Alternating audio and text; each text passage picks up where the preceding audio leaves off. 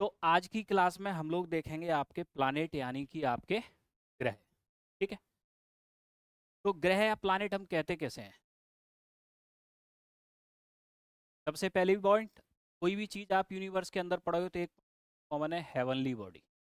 ये तो आपको हर जगह अटैच करना है, खगोलीय पिंड। ठीक, जो पृथ्वी से ऊपर स्थित। ठीक है। तो ऐसे खगोलीय पिंड जो आपके सूर्य के या किसी तारे के, सूर्य भी क्या है, एक तारा है। तो ऐसे खगोलीय पिंड जो सूर्य के या तारे के चारों ओर क्या करते हो, परिक्रमा। और अगर ये परिक्रमा करते होंगे तो एक दिशा में करते, इनकी परिक्रमा करने की क्या होगी, एक सर्टेन डायरेक्शन। और ये सारे के सारे ग्रह सूर्य के या तारे के प्रकाश से प्रकाशित हो। ठीक है। तो खगोलीय पिंड आपके ग्रह किसे कहते हैं? ऐसी हेवनली बॉडी जो आपके सूर्य के चारों तरफ रिवॉल्व करे एक सर्टेन पाथ या सर्टेन डायरेक्शन में। ठीक, और सनलाइट से आपके ये लाइटेड होते हो। अगर हम अपने सोलर सिस्टम की बात करें तो हमारे सोलर सिस्टम में जितने भी ग्रह हैं वो सूर्य की परिक्रमा कहां से कहां करते हैं, वेस्ट से ईस्ट। ठीक। लेकिन दो प्लानेट ऐसे हैं जो आपके इसके अपोजिट परिक्रमा करते हैं। कौन से दो planet? Venus and Uranus. Venus और यूरेनस ईस्ट से वेस्ट परिक्रमा करते हैं। अब एक पॉइंट याद रखना है, क्वेश्चन कभी पूछते, पृथ्वी पर सनराइज कहाँ होता है? ठीक। तो जो ग्रह वेस्ट से ईस्ट परिक्रमा करेंगे उन पर सनराइज होगा ईस्ट में। ठीक। और जो ग्रह ईस्ट से वेस्ट परिक्रमा करेंगे उन पर सनराइज होगा वेस्ट। क्वेश्चन को आपके बदल के भी पूछा जा सकता है। ठीक है। तो वेस्ट से ईस्ट जो परिक्रमा कर रहे हैं सूर्य पे, सनराइज हमेशा ईस्ट। और जो ईस्ट से वेस्ट कर रहे हैं उन पे सनराइज हमेशा वेस्ट में हो, अपोजिट चलेंगे आपके। ठीक। तो नोट कर लो इस जनरल पॉइंट को।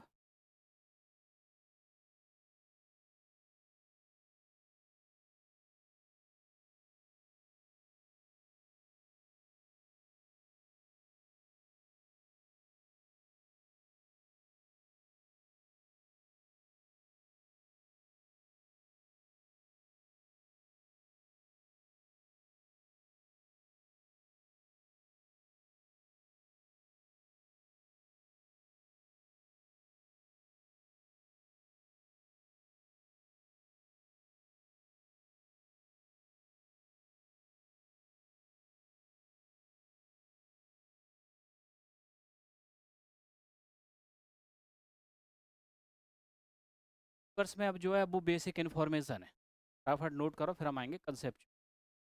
समझने जैसा कुछ ज़्यादा है नहीं।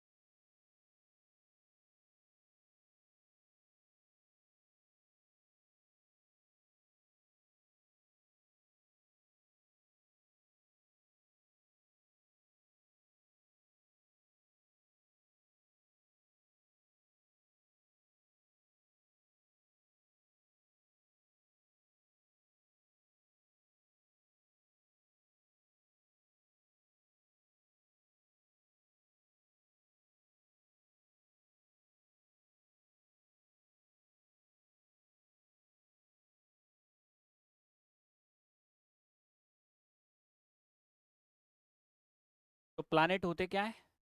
ऐसी हेवनली बॉडी जो सन के चारों ओर एक सर्टेन पाथ या ऑर्बिट में रिवॉल्व करते हैं, उन्हें कहते हैं प्लानेट। ठीक, हमारे सोलर सिस्टम सभी ग्रह वेस्ट से ईस्ट करते हैं। वीनस और यूरेनस को छोड़ के। नोट कर लिया इसको। अब नेक्स्ट आगे समझना। अब ये देखो, ये आपके सन वेस्ट टू ईस्ट आपके परिक्रमा कर रहे हैं सारे ग्रह जितने आप देख रहे हो, एक्सेप्ट आपके वीनस। आप चाहो तो ऐसे ही बना सकते, ठीक है। यानी कि सारे ग्रह को आप बनाओगे वेस्ट टू ईस्ट, ठीक है।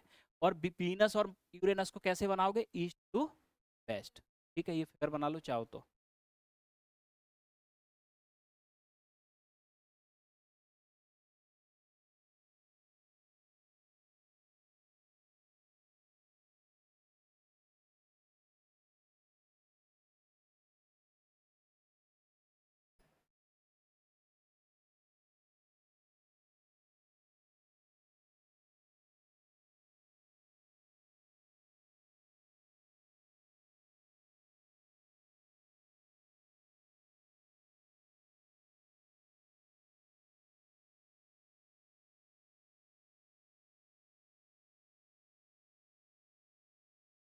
दो तीन ग्रह लिख लेना चाहो तो, जिससे ज़्यादा क्लियर बना रहेगा। जैसे आप पहला लिख लो, सूर्य के सबसे पास का ग्रह कौन सा है, मार्स, मरकरी। फिर दूसरा आपके कौन सा हो गया, वीनस। तीसरा कौन सा हो गया, अर्थ। तो आपको दिख जाएगा मरकरी और अर्थ कैसे कर रहे हैं, वेस्ट टू ईस्ट, और वीनस कैसे कर रहा है, ईस्ट टू वेस्ट, ठीक है। डायरेक्शन क्लियर हो जाएगी इस।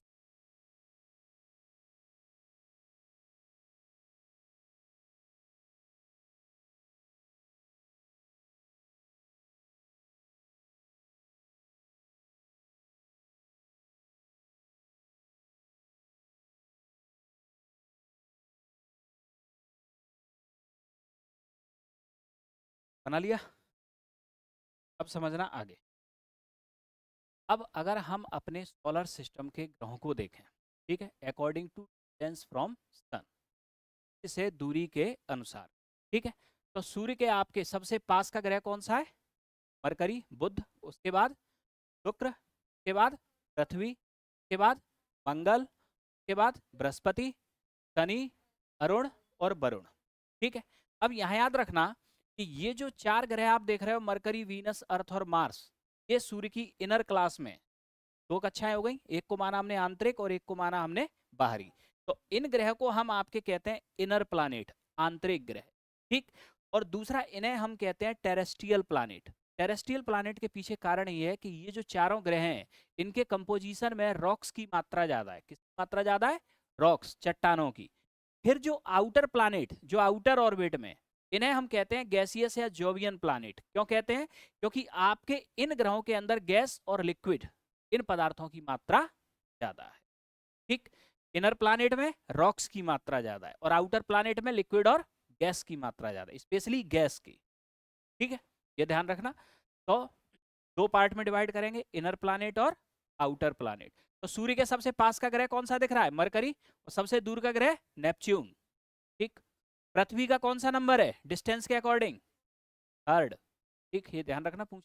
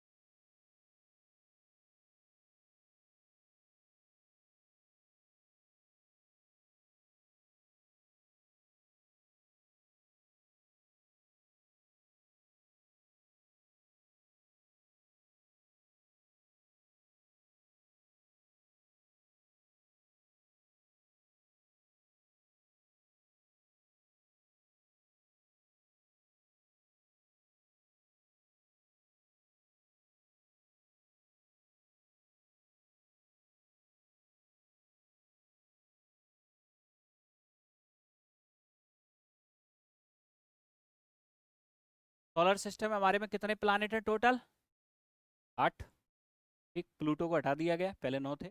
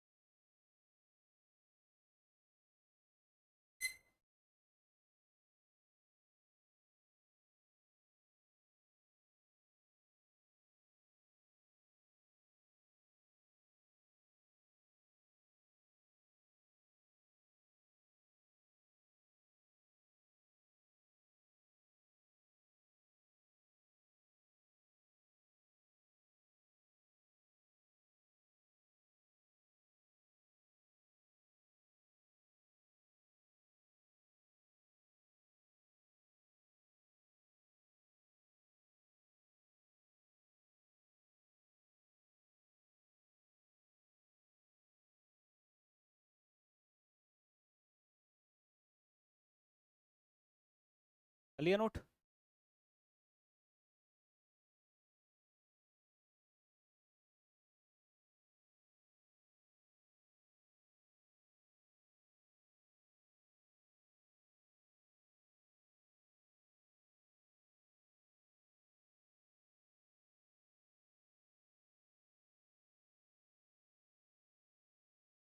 तो सन से डिस्टेंस के अकॉर्डिंग अगर हम आठों प्लानेट को देखें तो सन के सबसे नियरेस्ट प्लानेट है आपके मरकरी, उसके बाद वीनस, फिर आपके अर्थ, फिर मार्स, फिर जुपिटर, सैटर्न, यूरेनस और नेपच्यून। ठीक है, सबसे दूर का ग्रह कौन सा है? नेपच्यून। ठीक, जो शुरू के 4 प्लानेट हैं ये सूर्य के इनर ऑर्बिट में आते हैं, इसलिए इन्हें हम कहते हैं इनर प्लानेट, और इन प्लानेट को हम टेरेस्ट्रियल प्लानेट भी कहते हैं क्योंकि इन प्लानेट के स्ट्रक्चर में रॉक्स की मात्रा ज्यादा है। ठीक है, फिर जो आपके बाद के 4 प्लानेट हैं इन्हें हम आउटर प्लानेट भी कहते हैं क्योंकि बाहरी कक्षा में ये, इसके अलावा इन्हें हम गैसियस या जोवियन प्लानेट भी कहते हैं क्योंकि इन ग्रहों के कंपोजिशन में गैस और लिक्विड की मात्रा ज्यादा है, रॉक्स की मात्रा कम है। ठीक है, अब इसके बाद में चाहो तो ये फिगर बना लो, ना चाहो तो मत बनाओ, समझ में आ गया हो तो। सन हुआ, मरकरी, वीनस, अर्थ और मार्स ये इनर प्लानेट। ठीक है, जुपिटर, सैटर्न, यूरेनस और नेपच्यून ये आउटर प्लानेट। ठीक है, बनाना है, बनाने की जरूरत है, वही है। ठीक है, अब आते हैं हम एक एक करके, अब हम सारे प्लैनेट्स को आपके समझें। अब अगला कंसेप्ट समझना, अकॉर्डिंग टू साइज। इससे पहले हमने क्या देखा था? According to distance from sun. अब अगर हम साइज के अकॉर्डिंग देखें तो सबसे छोटा, सॉरी, सबसे बड़ा ग्रह कौन सा है? जुपिटर, जुपिटर के बाद सैटर्न, सैटर्न के बाद यूरेनस, यूरेनस के बाद नेपच्यून, नेपच्यून के बाद अर्थ, अर्थ के बाद वीनस, मार्स और मरकरी। मरकरी सबसे छोटा ग्रह है और आपके जुपिटर सबसे बड़ा ग्रह। और अगर इस सिचुएशन में हम अर्थ की स्थिति देखें तो कौन से नंबर पे? 5th position. ठीक, साइज के अकॉर्डिंग 5th लार्जेस्ट प्लैनेट है अर्थ, ये ध्यान रखना। ठीक है, और सन से डिस्टेंस के अकॉर्डिंग कौन से नंबर पे? 3rd। ठीक है, तो नोट कर लो प्लैनेट्स अकॉर्डिंग टू साइज।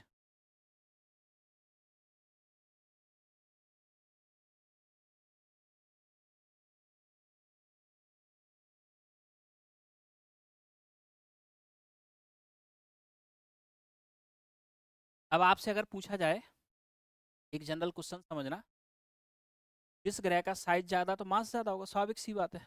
ठीक है, आपके मास ज्यादा होगा उसकी ग्रेविटी सबसे ज्यादा होगी, का मास कम होगा उसकी ग्रेविटी सबसे कम होगी। अब यहाँ याद रखना एक क्वेश्चन आगे कहाँ काम आएगा, बड़ा जनरल आपके क्वेश्चन होगा, क्वेश्चन वहाँ काम आएगा। क्वेश्चन कई बार पूछ लेते हैं कि किस ग्रह के सैटेलाइट सबसे ज्यादा। सैटेलाइट तो हमेशा वही ग्रह ज्यादा रख पाएगा जिसके पास ग्रेविटी हो, ग्रेविटी हो तभी तो अट्रैक्ट कर पाएगा वो। ठीक, जिसके पास पर्याप्त ग्रेविटी नहीं हो सैटेलाइट रख ही नहीं पाएगा, रोक ही नहीं पाएगा वो स्पेस में। ठीक, तो फिर आप देखते हो कि मरकरी कोई सैटेलाइट नहीं है, ग्रेविटी ही नहीं है। वीनस कोई सैटेलाइट नहीं है, क्यों? क्योंकि पर्याप्त ग्रेविटी नहीं है कि रोक पाए आपके सैटेलाइट्स को। फिर आगे आके फिर हम जैसे जैसे आपके आगे बढ़ेंगे तब हमें कहीं सैटेलाइट दिखाई पड़ते हैं। ठीक है,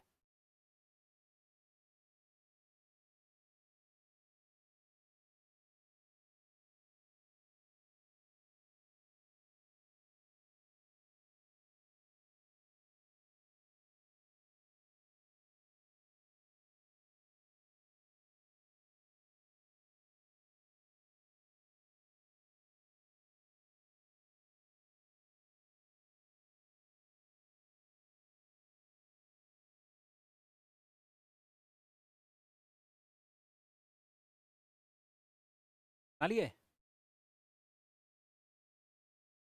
ये सैटेलाइट है ना, फोवोज डीमो, एग्जाम्पल बता कहाँ हो सकता है कहाँ नहीं। अगर मान लो कहीं कोई ऑप्शन आ जाए तो ऑप्शन में देखो क्वेश्चन आपके किस सॉल्व हो, आपको याद हो तभी, एल्यूमिनेटिंग मेथड से सॉल्व। ठीक है, यह हुआ।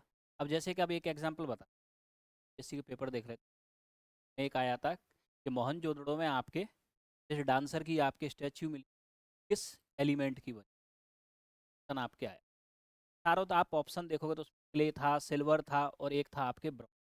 ठीक है, अब आप देखोगे तो एनसीईआरटी में लिखा हुआ है आपके कि कॉपर से बनी मूर्ति, और उसमें आंसर क्या आया था? ब्रॉन्ज से बनी। अब यहाँ आप एलिमिनेटिंग मेथड से ये तो देख सकते हो सिल्वर में होता नहीं है कॉपर, क्ले में होता नहीं है कॉपर, लेकिन ब्रॉन्ज क्या होता है? कॉपर और जिंक की धातु है। ऐसी स्थिति में आंसर क्या सही होगा? ठीक, यहाँ आप एलिमिनेटिंग मेथड से अनुमान जरूर लगा सकते हो। जैसे कई बार क्या होता है, कई एनसीईआरटी में आप देखना, ओल्ड में देखोगे तो सैटर्न के ज़्यादा सैटेलाइट बताएं, न्यू में देखोगे तो जुपिटर के ज़्यादा सैटेलाइट बताएं। तो यहाँ अगर ऐसे क्वेश्चन फंस जाए तो आपको दिमाग ये लगाना है कि ग्रेविटी किसकी जाए। ठीक, सैटेलाइट तो सबसे ज़्यादा उसी, ग्रेविटी जिसकी ज़्यादा होगी वही तो रोक पाएगा ज़्यादा लोगों को, या ज़्यादा आपके सैटेलाइट। ठीक है, तो कई बार एक दो में भी जो कन्फ्यूज, एलिमिनेटिंग मेथड में कंसेप्ट याद रखना, कंसेप्ट से तो ये लिख लिया साइज। अब आते हैं हम इसके बाद आगे।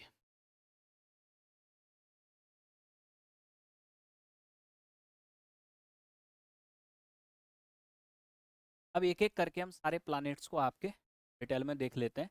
इसमें प्लैनेट्स में हम सिर्फ ये देखेंगे जो उसके काम की चीज़ें जो एग्जाम में पूछी जाती है। ऐसे हर प्लैनेट से रिलेटेड बहुत सारी इन्फॉर्मेशन है, सारी इन्फॉर्मेशन हमें याद नहीं रखनी। ठीक है, सबसे पहले हम आपके मरकरी पे आते हैं। तो मरकरी में सबसे पहली खास बात, नियरेस्ट टू सन, ये सूर्य के सबसे पास का ग्रह है। दूसरा, इसका कोई सैटेलाइट नहीं है, पर्याप्त ग्रेविटी नहीं है। एक और चीज याद रखना, जब तक ग्रेविटी नहीं होगी एटमॉस्फेयर भी नहीं होगा। एक और खास बात है, ठीक, क्योंकि एटमॉस्फेयर रुका किस वजह से है, ये भी तो ग्रेविटी की वजह से रुका, नहीं तो एयर क्या होंगी, छोड़ के चली जाएंगी बाहर। ठीक, तो यहाँ सैटेलाइट तो नहीं है, एटमॉस्फेयर भी नहीं है, कारण पर्याप्त ग्रेविटी नहीं है। ठीक है, अब सबसे खास बात यह है कि इस प्लानेट का जो आपके टेम्परेचर डिफरेंस यानी कि तापांतर है वो सबसे आपके ज्यादा है। इसका मतलब क्या होता है ये समझना। आपने देखा कि ये है आपके मरकरी, ठीक है, यह हुआ मरकरी का कोई आपके एटमॉस्फेयर नहीं है। यहाँ दिन में सनलाइट आएगी, एटमॉस्फेयर का काम क्या होता है, जैसे मान लो 100 यूनिट सनलाइट आई, तो 100 यूनिट सनलाइट में से आपके 70 यूनिट तो एटमॉस्फेयर ही एब्जॉर्ब कर लेता है। सरफेस तक कितनी पहुंचने देता है, 30। एटमॉस्फेयर इसमें है नहीं, तो 100 की 100 पूरी आएगी। ठीक, अब शाम को जब टेरेस्ट्रियल रेडिएशन निकलता है हर ग्रह से, आप देखते हो ना पृथ्वी दोपहर में गर्म हो जाती है, फिर हीट निकलती है अर्थ से। ठीक, तो अगर एटमॉस्फेयर है तो ये टेरेस्ट्रियल रेडिएशन को भी इसके अंदर रोक लेता, पूरे पूरे रेडिएशन को ये बाहर नहीं निकलने देता। लेकिन मरकरी के अंदर क्या है, एटमॉस्फेयर नहीं है, तो दिन में पूरी सनलाइट इसमें आ जाएगी और शाम को पूरा का पूरा रेडिएशन इससे बाहर निकल जाएगा। तो इसका मतलब ये है कि दिन इसके होंगे ज्यादा गर्म और रातें होंगी इसकी ज्यादा ठंडी। तो दिन और रात का जो टेम्परेचर डिफरेंस होगा, जैसे दिन हो गया आपके 600 डिग्री सेल्सियस और रात हो गई -600 डिग्री, सॉरी -200 डिग्री सेल्सियस, तो टेम्परेचर डिफरेंस कितना हो गया, 800 डिग्री से। ठीक, तो इसका मतलब ये जो मरकरी है इस पे आपके एटमॉस्फेयर ना होने के कारण कि दिन ज्यादा गर्म होते हैं और रात ज्यादा, जैसे पृथ्वी का एवरेज टेम्परेचर मेंटेन रहता है ना, ऐसा नहीं रहता। ठीक है, तो यहाँ याद रखना इस प्लानेट का टेम्परेचर जो डिफरेंस है वो मैक्सिमम है, इसके दिन ज्यादा गर्म और रातें ज्यादा ठंडी होंगी। ठीक है, और दूसरा कंसेप्ट याद रखना, हमने कल भी आपको बताया था जब आदित्य बताया था, किस प्लानेट के ऊपर कौन सा सैटेलाइट छोड़ा गया है और वो सैटेलाइट कहाँ का है, ये इन्फॉर्मेशन आपको जरूर याद रखना है। तो इसके रिसर्च के लिए कौन सा सैटेलाइट गया है, मैसेंजर। मैसेंजर नासा का है कि इसरो का है, नासा।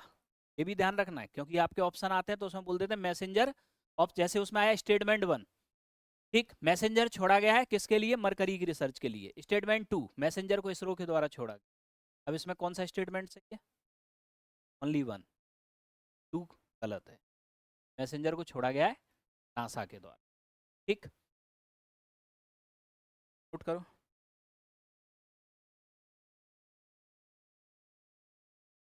ये फैक्ट तो आपको याद ही रखने पड़ेंगे, इसमें समझ जैसा कुछ नहीं।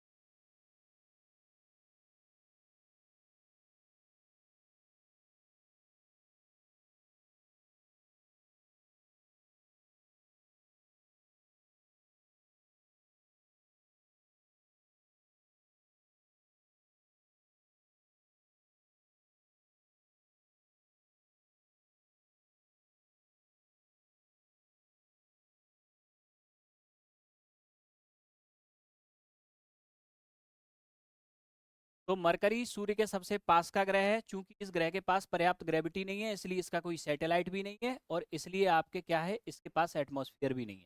इसके पास एटमॉस्फेयर ना होने के कारण दिन में पूरी की पूरी सनलाइट इस ग्रह के ऊपर आती है, तो इस ग्रह के दिन होते हैं ज्यादा गर्म, और रात में पूरा का पूरा जो आपके इस प्लानेट से टेरेस्ट्रियल रेडिएशन निकलता है वो चला जाता है बाहर। ये रातें होती हैं ज्यादा ठंडी। सबसे ज्यादा जो टेम्परेचर डिफरेंस है किसी ग्रह का, तो वो किसका है, मरकरी। ठीक है। मरकरी के ऊपर नासा का एक सैटेलाइट छोड़ा गया इस पर रिसर्च के लिए, कौन सा, ठीक है। अब अगला समझना आपके वीनस।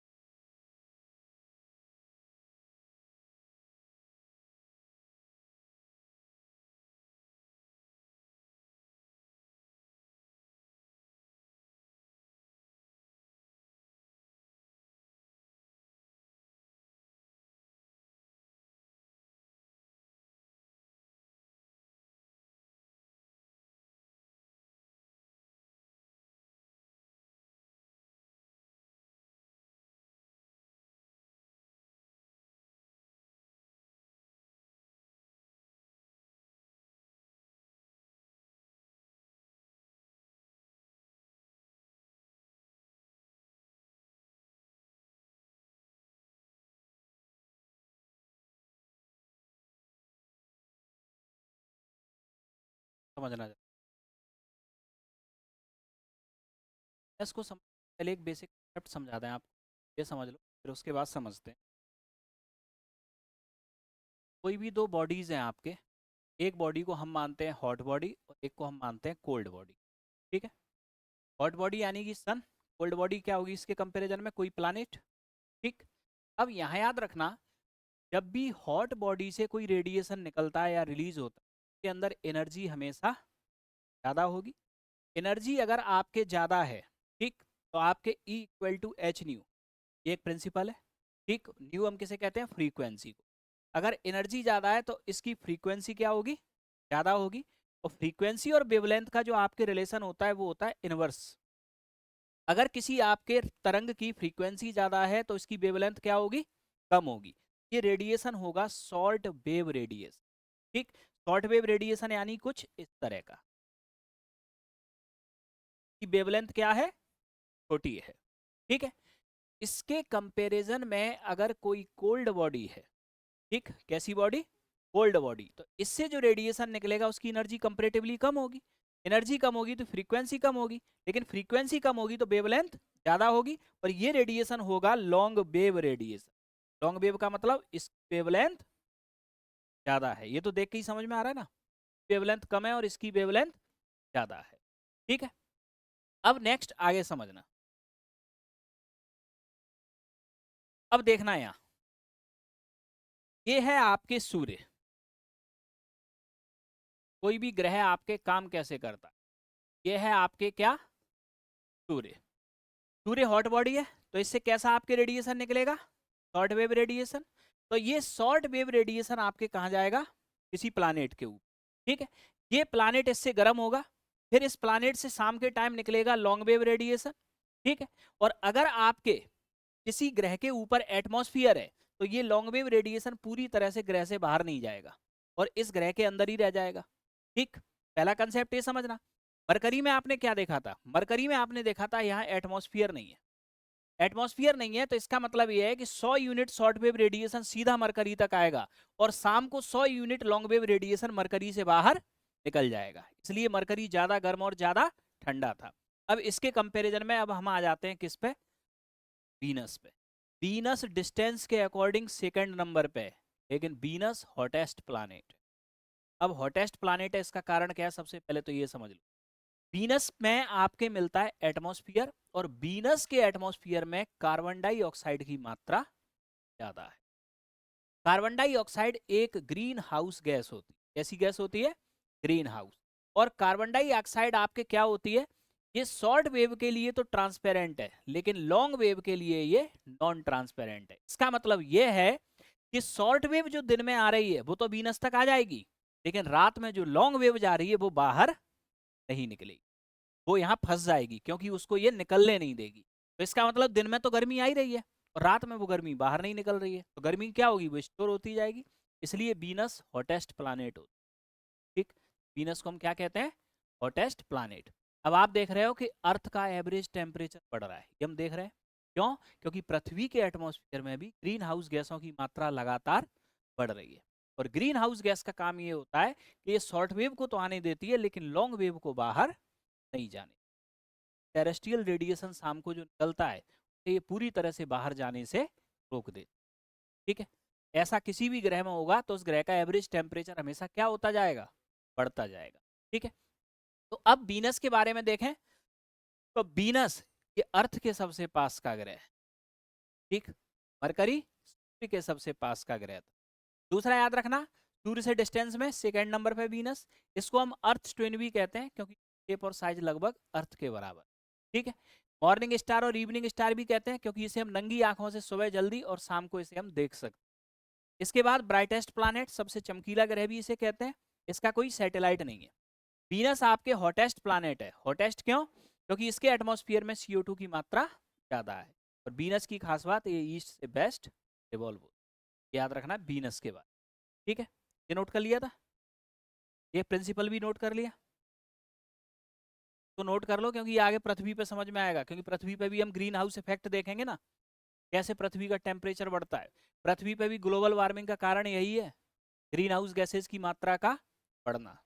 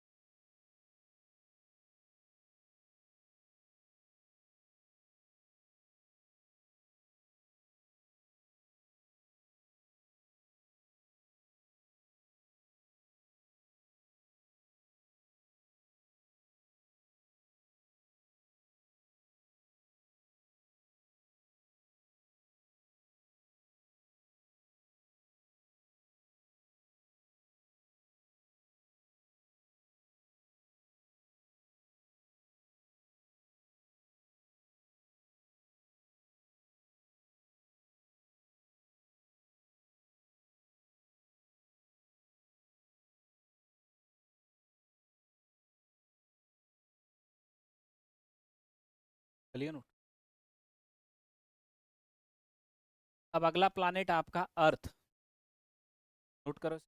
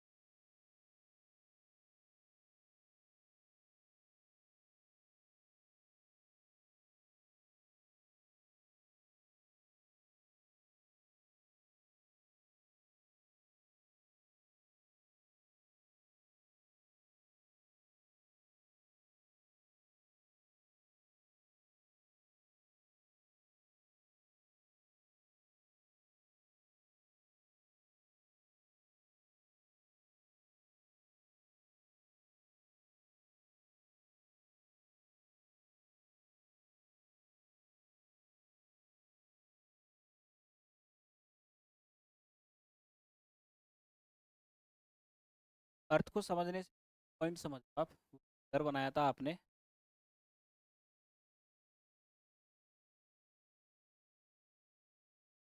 ये फिगर में आप देख रहे हो मरकरी, वीनस, अर्थ, मार्स, जुपिटर, सैटर्न, यूरेनस और नेपच्यून। फिगर में देखना, अर्थ और मार्स ये दोनों एक स्पेसिफिक जोन में जिसे कहते हैं गोल्डीलॉक्स जोन।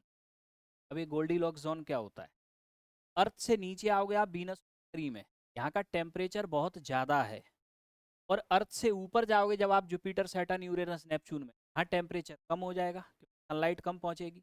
ठीक, तो आपके गोल्डीलॉक्स जोन हम इसे कहते हैं जहाँ एक ऐसा टेम्परेचर हो जहाँ लाइफ सर्वाइव कर सके। अगर जीवन हो तो टेम्परेचर ऐसा हो कि जीवन की उत्पत्ति वहाँ हो सके। इसलिए आप हमेशा देखना, अर्थ पे तो जीवन है, अगर किसी भी ग्रह पे रिसर्च हुई है तो जीवन की बात अगर हुई है तो सिर्फ और सिर्फ किस ग्रह पे हुई है? अर्थ के अलावा मार्स। इसके अलावा किसी दूसरे ग्रह पे कभी जीवन की बात नहीं हुई।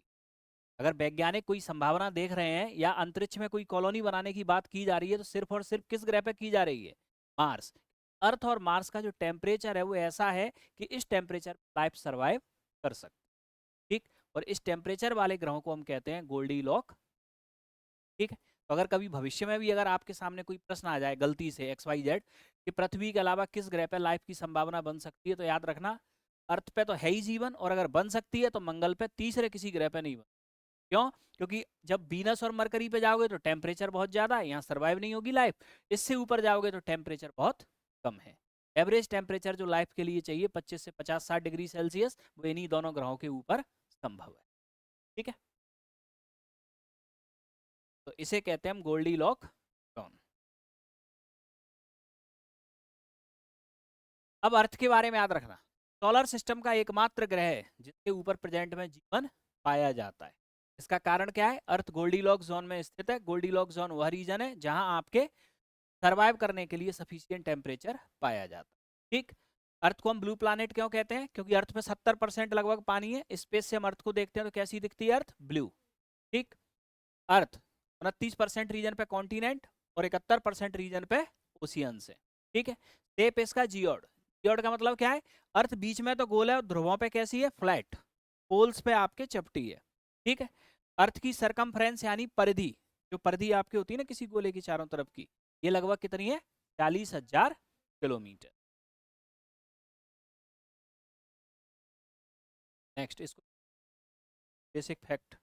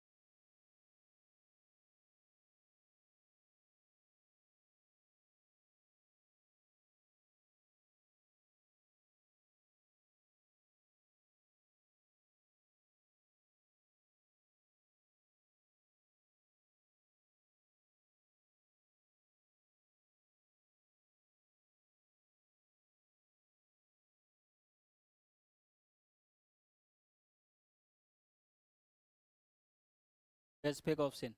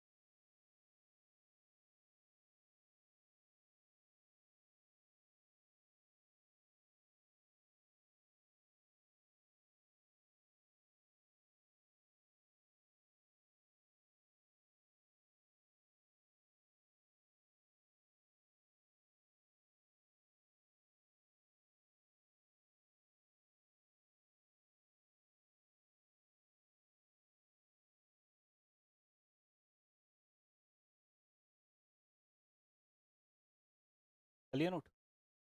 तो नेक्स्ट याद रखना, अर्थ की डेंसिटी 5.5 ग्राम पर सेंटीमीटर क्यूब। डेंसिटी कैसे निकालोगे? Mass upon volume. मास आपको पता ही है, वॉल्यूम मालूम है आप, ठीक है। अर्थ की अगर हम डायमीटर की बात करें तो याद रखना ये है इसका इक्वेटोरियल डायमीटर, ठीक। मध्य आपके रेखीय आपके जो व्यास है 12,755 किलोमीटर, और ये है इसका पोलर डायमीटर, ये है 12,714 किलोमीटर, ठीक। अगर अर्थ गोल होती, डायमीटर दोनों तरफ क्या होता? बराबर होता। अर्थ पोल्स पे कैसी है? फ्लैट। ये इसका पोलर डायमीटर क्या है? कम है, और इक्वेटोरियल डायमीटर ज्यादा है, ठीक। तो अर्थ की अगर हम रेडियस देखें तो लगभग 6,300 किलोमीटर, ठीक है। अब अगला कंसेप्ट समझना, average distance from sun 14.96 crore kilometre, average distance from moon 3,84,000 kilometre, earth पे highest place mount Everest 8,848 metre, deepest place Mariana trench Pacific ocean 11,034 metre, earth का एकमात्र नेचुरल सैटेलाइट है मून, ठीक। दूसरा याद रखना कि अर्थ अपनी एक्सिस पे 23.5 डिग्री टिल्टेड है, झुकी हुई है, और अपनी एक्सिस पे जब ये 23.5 डिग्री टिल्टेड है तो ये अपने प्लेन के साथ कितने का एंगल बनाएगी? 66.5। कैसे? जैसे कि फॉर एग्जांपल समझना, फिगर में समझने से पहले मान लो अगर अर्थ ऐसे होती है इस प्लेन पे, तो ये एंगल कितने का है? 90 का। अर्थ एक्सिस से 23.5 टिल्टेड है, मतलब 23.5 ऐसे आ गई है। अब ये एंगल कितने का बचा? 90 माइनस 23.5 हो गई ना। तो प्लेन से एंगल कितने का हो गया? 66.5, ठीक। अगर ये फ्लैट होती तो 90 डिग्री का एंगल बनाती, जिस इमेजिनरी प्लेन पे हम इसको रखा मानते हैं कि अब ये झुक गई, तो झुक गई तो ये एंगल हो गया 66.5। तो अब यहाँ नेक्स्ट अगला कंसेप्ट याद रखना, अब ये देखना, सबसे पहले तो हम एक्सिस यानी अक्ष को समझ लें। किसी भी प्लानेट या किसी भी बॉडी के नॉर्थ और साउथ को मिलाने वाली जो इमेजिनरी लाइन होती है, ये नहीं है ऐसी कुछ अर्थ पे, कैसी लाइन है? इमेजिनरी, इसको हम कहते हैं एक्सिस, ठीक है। अगर अर्थ फ्लैट होती तो इसकी एक्सिस ऐसे होती, लेकिन आप कभी भी पृथ्वी पे देखना या कभी भी ग्लोब पे देखना, अर्थ हमेशा आपके कैसे होगी? ग्लोब पे भी अर्थ टेढ़ी होगी, ऐसी कभी नहीं होगी, ऐसी होगी। यानी कि इसका जो नॉर्थ पोल है वो ईस्ट की तरफ चला गया, और जो साउथ पोल है वो वेस्ट की तरफ चला, यानी ये अपने एक्सिस पे कितना झुक गई? 23.5। अर्थ का कभी भी फिगर देखोगे तो आपको ऐसा फिगर कभी नहीं, ऐसा फिगर दिखाई देगा ऐसा, क्योंकि ये एक्सिस पे 23.5 डिग्री झुकी हुई है, ठीक। तो ये 23.5 डिग्री यहाँ झुक गई, तो इसका नॉर्थ पोल नॉर्थ से ईस्ट में चला गया, और साउथ पोल साउथ से वेस्ट में चला, ठीक है। अब आपने देखा ये है प्लेन जिस पे अर्थ रखी है, ठीक है। अब ये है आपके एक्सिस, एक्सिस से कितना झुक गई है? 23.5, तो ये एंगल 23.5 का हो गया। तो फिर प्लेन के साथ एंगल कितना हो गया? 90 माइनस 66.5 डिग्री। तो ये दो पॉइंट याद रखना, क्वेश्चन दो तरीके से पूछ सकते हैं। अर्थ अपने प्लेन से कितना एंगल बनाती है? 66.5, और एक्सिस से कितना बनाती है? 23.5।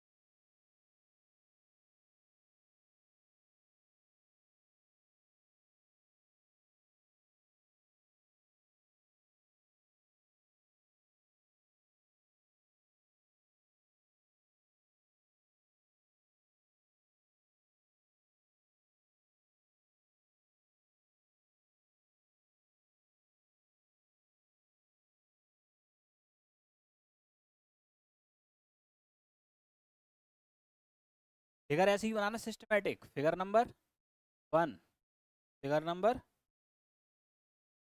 फिगर नंबर, फिगर नंबर,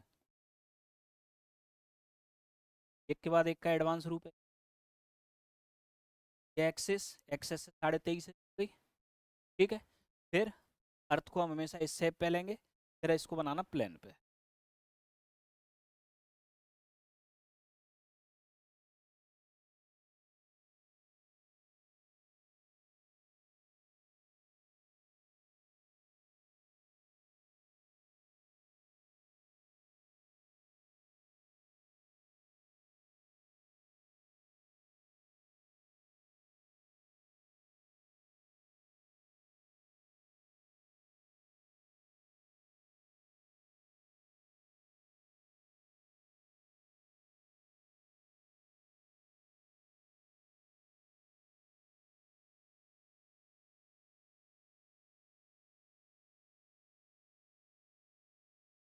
लिया।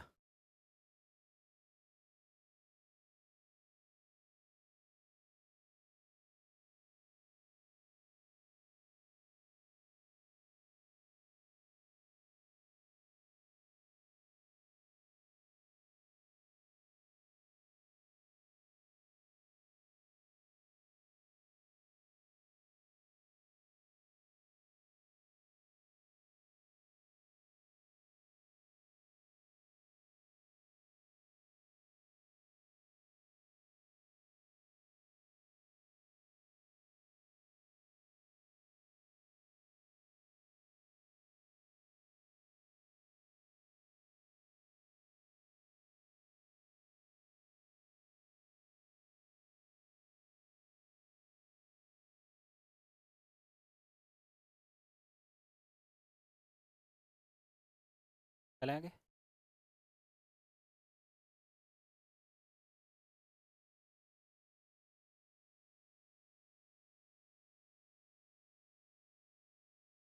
अब अर्थ के बाद नेक्स्ट आता है कौन सा प्लानेट? मार्स। मार्स को हम कहते हैं रेड प्लानेट, लाल ग्रह। ठीक, इसका जो रेड कलर होता है वो आयरन ऑक्साइड की प्रेजेंस की वजह से होता है। मार्स पे जो आयरन ऑक्साइड है आपके, इसकी मात्रा ज़्यादा है। याद रखना, अर्थ के अलावा दूसरा ग्रह जहाँ जीवन की संभावना देखी गई है। क्यों? क्योंकि ये ग्रह भी गोल्डीलॉक्स जोन में स्थित है। ठीक है। तीसरा, मार्स के दो सैटेलाइट है, फोबोस और डीमोस। इनमें से डीमोस हमारे सोलर सिस्टम का सबसे छोटा सैटेलाइट है। फिर याद रखना आपके निक्स ओलंपिया, ये मार्स की हाईएस्ट पीक या हाईएस्ट माउंटेन कह सकते हो। ठीक, पाथफाइंडर, इनसाइट और क्यूरोसिटी, ये तीनों आपके नासा के मिशन है मार्स के ऊपर। ठीक, मार्स ऑर्बिटर मिशन या मंगलयान, ये किसका मिशन है? ये इसरो का मिशन है मार्स के ऊपर। ठीक,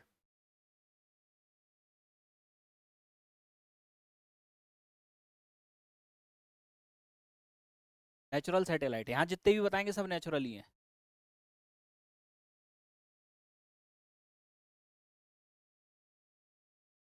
अब एक चीज याद रखना, अगर पूछ लिया जाए हाईएस्ट सैटेलाइट किस प्लानेट के हैं? पीटर। ठीक है। अब क्वेश्चन अगर आ जाए हाईएस्ट आर्टिफिशियल सैटेलाइट किस प्लानेट के, अब किसके? अर्थ। ठीक, ये आर्टिफिशियल तो अर्थ के ही हैं सबसे ज्यादा, और तो कहीं जीवन है ही नहीं। ठीक है।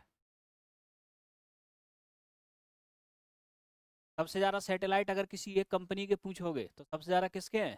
Elon Musk. पूरा स्टारलिंक लगा रखा है उसने, पूरी पृथ्वी को घेर दिया सैटेलाइट लगा के। एकमात्र कंपनी है सबसे ज्यादा सैटेलाइट है, एलॉन मस्क।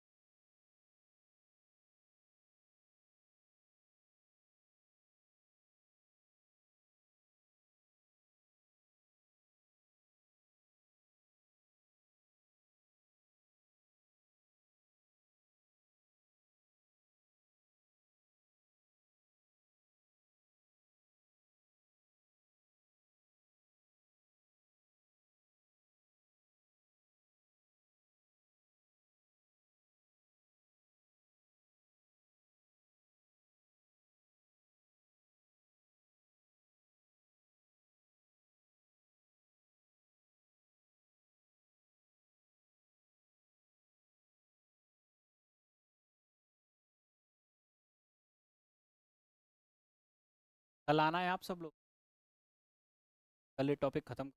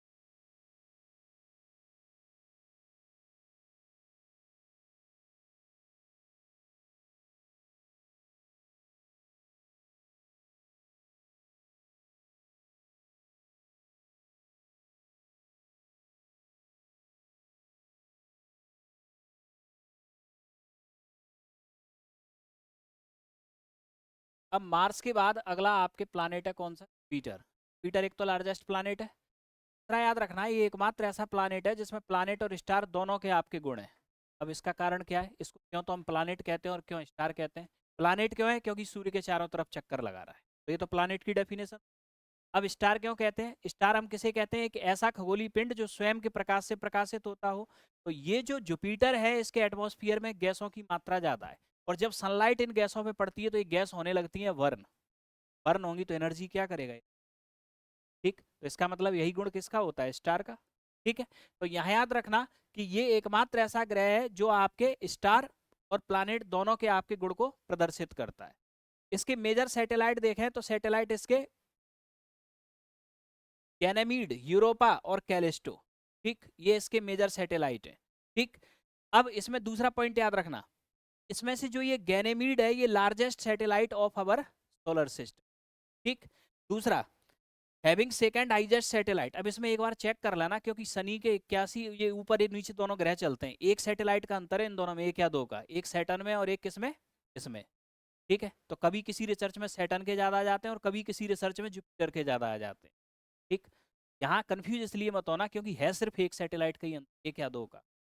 ठीक है, तो यहाँ जो ओल्ड डाटा एनसीईआरटी के अकॉर्डिंग उसके अंदर इसके क्या है? Second highest satellite. ठीक, 79। इसके बाद में नेक्स्ट वॉयेजर, जूनो और जूस, ये तीनों मिशन किसके हैं? नासा के। किसके ऊपर? जुपिटर के ऊपर। नोट कर लो, और इस डाटा को आप एक बार अपने अकॉर्डिंग भी देख लेना, एआई पे देख लेना, अगर उस पर एडवांस डाटा पड़ा हो तो जुपिटर के ज़्यादा प्रेजेंट, एक दो का अंतर दोनों में। इससे आगे कल की क्लास में समझ।